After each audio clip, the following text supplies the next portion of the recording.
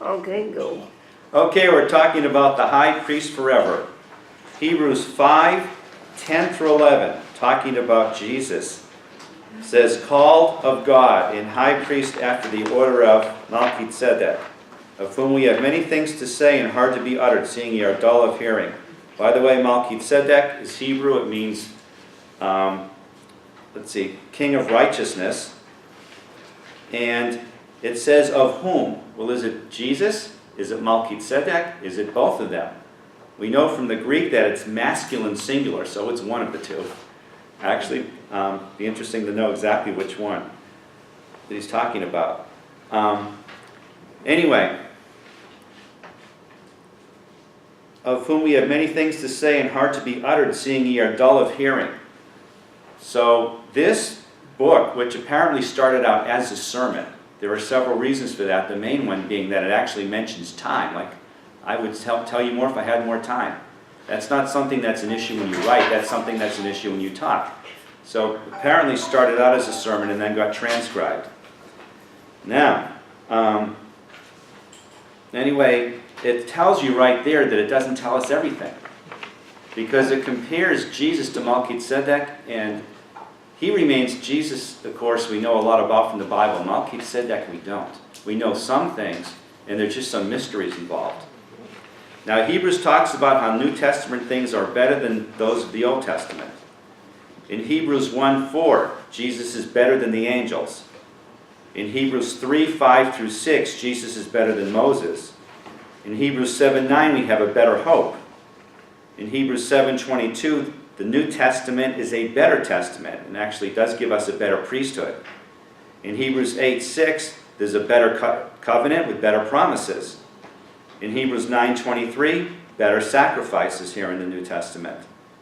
Hebrews 10:34, ye have in heaven a better and an enduring substance. In Hebrews 11:16, we're looking for a better country. In Hebrews 11:35, there's a better resurrection, although here it's not a comparison necessarily of Old Testament and New Testament here. Hebrews 11:40, God having provided some better things for us. And in Hebrews 12:24, the blood of sprinkling that speaketh better things than that of Abel. What Hebrews basically says, it's written to a congregation which was, remember, a lot of the first Christians were Jewish. In fact, in Pentecost, they were probably all Jewish. And then eventually the gospel went on to the pagan world and the Gentile world.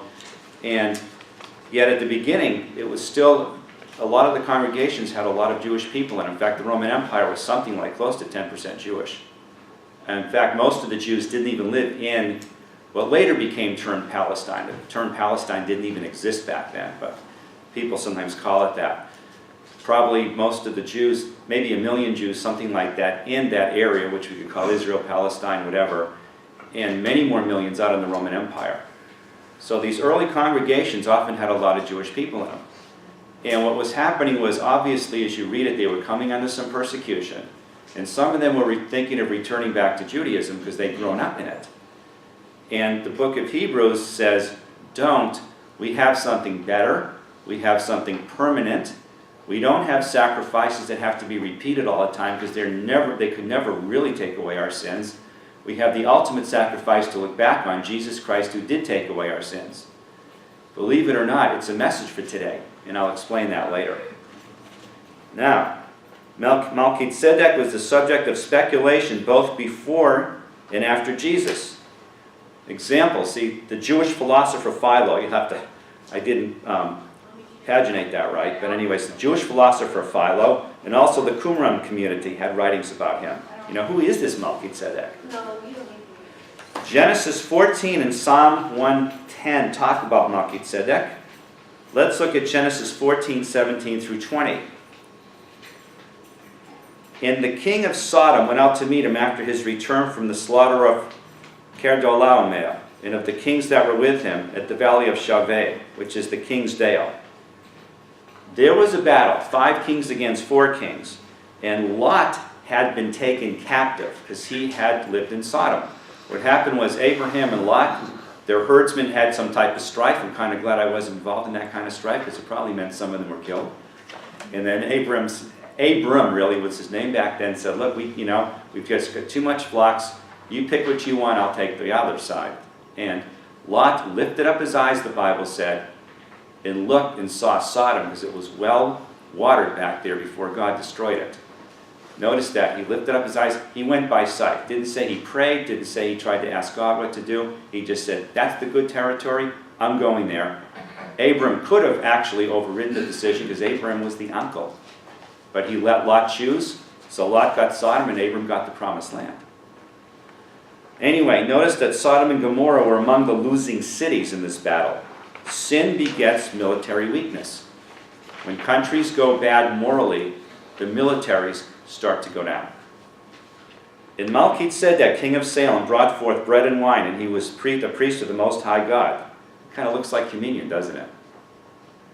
And he blessed him and said, Blessed be Abram of the Most High God, possessor of heaven and earth. And blessed be the Most High God, which hath delivered thine enemies into thine hand. And he gave him tithes of all. Now who gave who? It just says he and him. But if you look at Hebrews 7:2 and 8 through 10, it shows that Abram gave tithes to Melchizedek. From Hebrews 7, here in verse 1, For this Melchizedek, king of Salem, priest of the Most High God, who met Abraham, returning from the slaughter of the kings, and blessed him, to whom also Abraham gave a tenth part of all. See, so Abraham, was really Abram back then, but here it says Abraham, gave Melchizedek a tenth, the tithe. Being first by interpretation king of righteousness, that is what Melchizedek means. Melech, by the way, is the Hebrew word for king. Malchi is king of. Tzedek is righteousness. And after that also king of Salem, which is king of peace. Think Salem, think shalom is peace in Hebrew today. So that's what it meant. He's king of peace. Without father, without mother, without descent, having neither beginning of days nor end of life, but made like unto the Son of God, abideth a priest continually. Now what does that mean?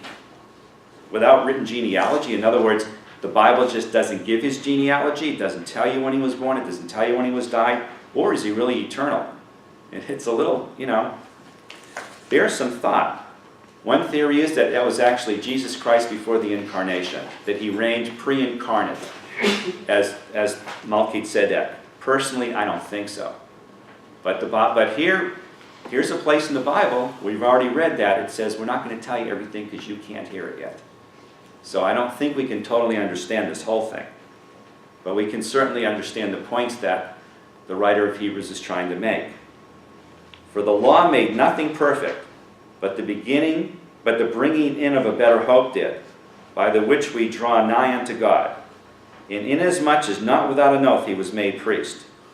For those priests were made without an oath, but this with an oath, by him that said unto him, The Lord sware and will not repent, Thou art a priest forever after the order of Melchizedek. Now the Bible here in Hebrews is quoting Psalm 110 verse 4. Now, verse 22. By so much was Jesus made surety of a better testament. And they truly were priests, because they were not suffered to continue by reason of death. But this man, because he continueth ever, hath an unchangeable priesthood. He's talking about Jesus here. Wherefore he is able also to save them to the uttermost that come unto God by him, seeing he ever liveth to make intercession for them. For such an high priest became us, who is holy, harmless, undefiled. Remember, Jesus never sinned. That is different than us. Separate from sinners, and made higher than the heavens. Okay? Now, if you think about that, no wonder we have the Old Testament priestly qualifications. For instance, in Deuteronomy 23, that 2 shouldn't be in there. The second one says 21 through 8. It should be 1 through 8. Okay? We see the qualifications for a priest, and it basically pointed to a certain type of perfection. No one wounded in the stones or castrated could become a priest. No bastard until the 10th generation. By the way, if anyone here is in any of these categories, I'm not running you down. This is Old Testament priesthood. You know David, okay? He was 10 generations after Perez in Genesis 38:29. Perez was a bastard, okay? Was the result of a father-in-law and a daughter-in-law. Remember, there were twins. And it was something because the daughter-in-law had disguised herself and the father-in-law didn't know who she was. 10 generations later, David could be called a king, someone who could go up into the house of the Lord. Okay, and wanted to build a temple, which God wouldn't allow him to do. I think that tells us why his first kid that he had with Bathsheba had to die. Because that child was a bastard, and it would have been another 10 generations before God could have had a king that could have gone up into the house of the Lord. So that baby died, and then David married Bathsheba and had Solomon, and he was legitimate because that was not adultery. That was legitimate. They were now married. Okay? No Ammonite or Moabite until the 10th generation. But the children of Egyptians or Edomites can enter in their 3rd generation. So we have some very specific details about who can actually become a priest. Now, you might be thinking, David was a king. What does this have to do with being a priest? Actually, maybe a little bit. Because we see David wearing the ephod. That was only for priests. Apparently, there's some overlap, especially in the early years. Now, later on, when King Uzziah tried to perform the functions of a priest and give and burn incense, the other priests withstood him, and he got leprosy, which he had all his life. He was not cured of it. So apparently that real separation of priest and king didn't completely occur till later. But David, even though David was not of the line of the priests, he was not a Levite, he was from Judah, he was allowed to act like a priest a little bit.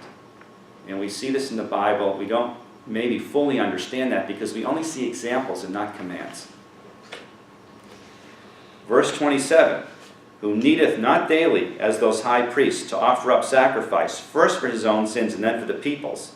For this he did once when he offered up himself. See, Jesus Christ is a once and for all offering of everybody that ever lived or will live. Okay? Those Old Testament sacrifices pointed towards him. And this was obviously written at a time that the temple was standing, so it would have been before 70 AD. And it's telling people, don't go back to temple worship. Now, right after Pentecost, of course, people were in the temple. That's what was familiar to them. This was in Jerusalem. Hey, this was the place to be. And it could have been the reason the apostles didn't obey Jesus' command at first to go into all the world and preach the gospel.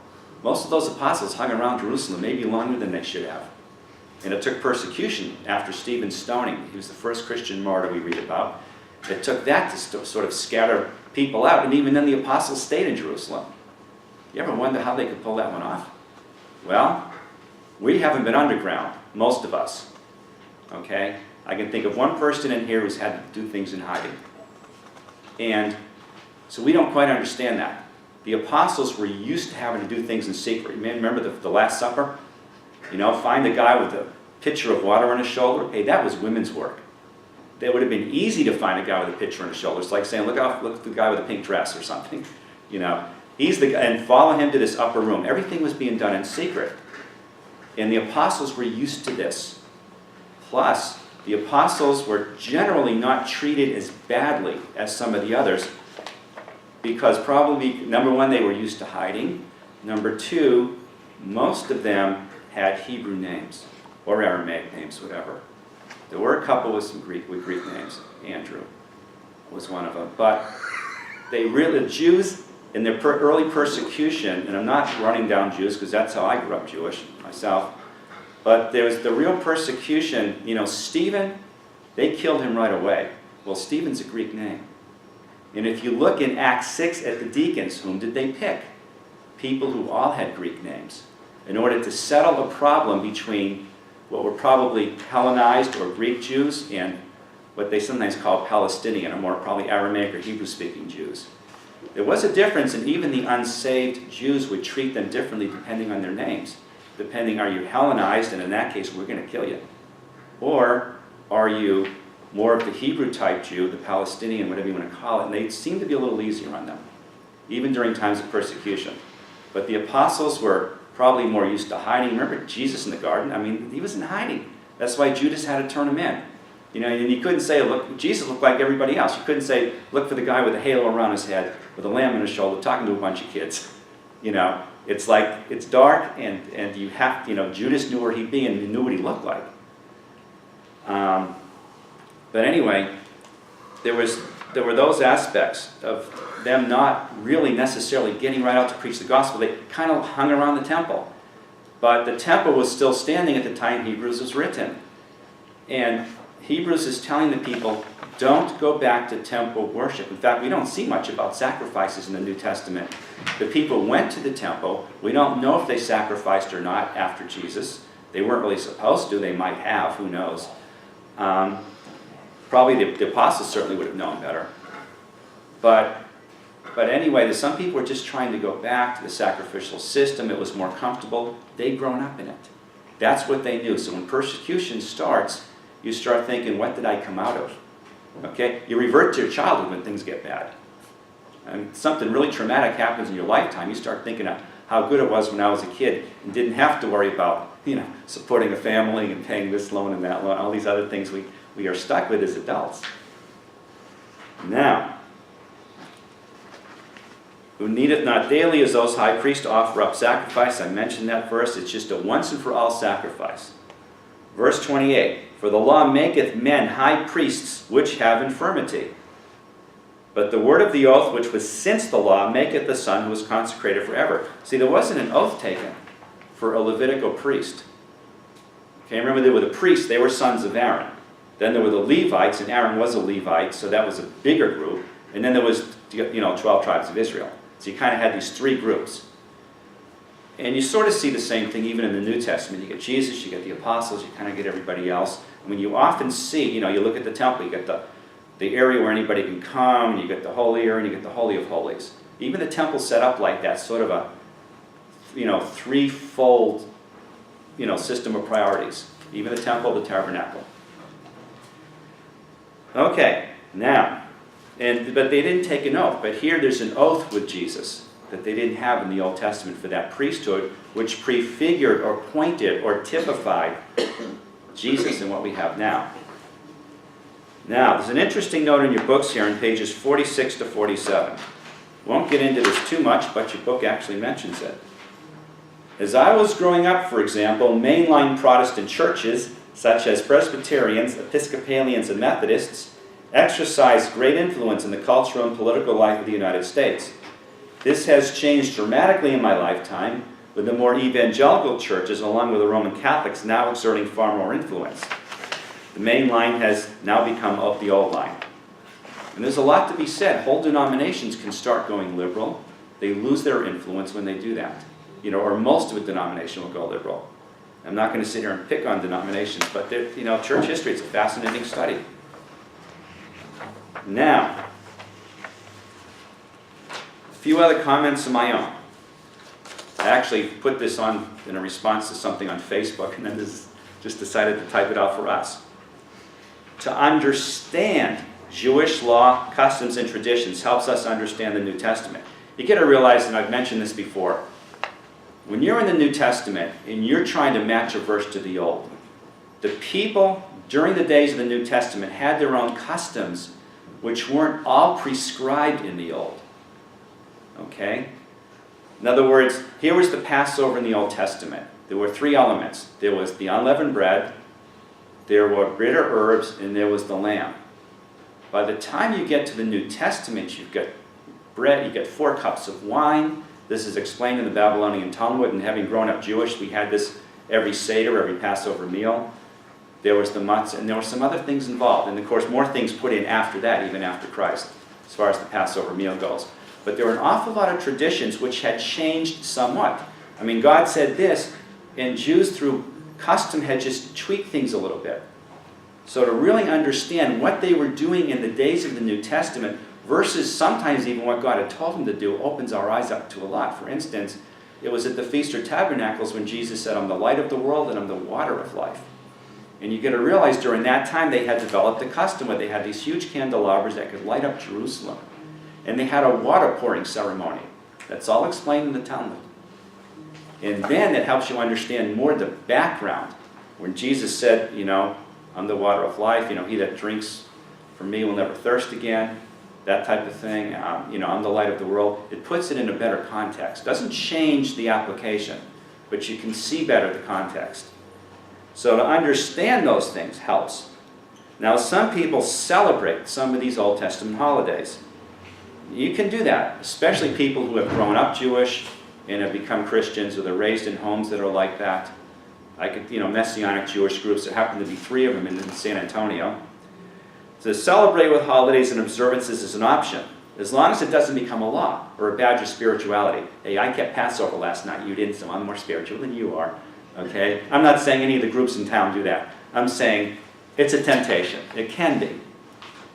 But to insist on observance of Jewish law, at least whatever you can do without a temple or without the sacrificial system, that's wrong. And believe it or not, there are groups that do that. And even Messianic Jewish groups kind of look down on them as being heretics. But I get a friend I went to Bible school with, he's into that now. Okay, he's been a pastor for decades. And he's into that now. You have to keep law as much as you can. He like me, is Jewish, became a Christian. And it's absolutely wrong. Remember the books of Galatians and Hebrews. They tell you no, no, no. Okay? Acts 15:11, tells us Jews and Gentiles are saved the same way. There are not 2 gospels, one for the Jew, one for the Gentile. I mean, the Bible talks, Peter's the apostle to the Jews and Paul's the apostle to the Gentiles. And that's given rise to this false teaching that there are 2 gospels out there. Jews can kind of maybe even keep the law and go to heaven without believing in Jesus. No, wrong. Okay, I know another guy that teaches that. It's just plain wrong. We've all been freed from having to become Jewish in order to commune with God's people and follow God. See, in the old days, you get circumcised, maybe as an adult, and then you became what we call a proselyte, and you had the full privileges of being Jewish.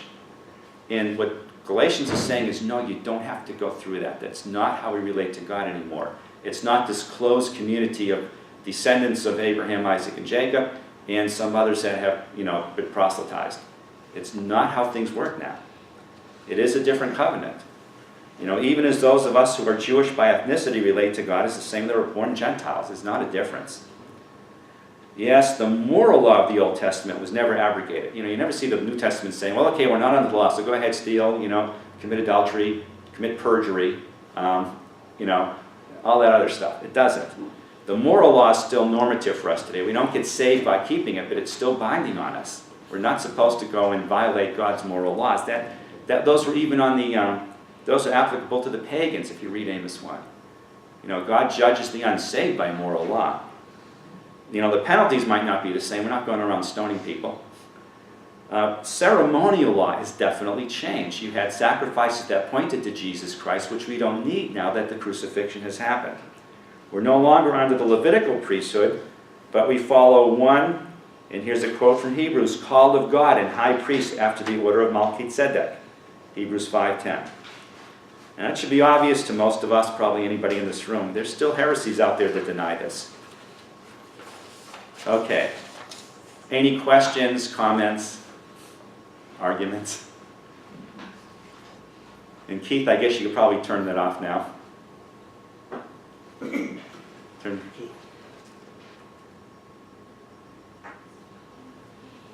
There we go. Yeah. Turn that off, and then I'll field any questions.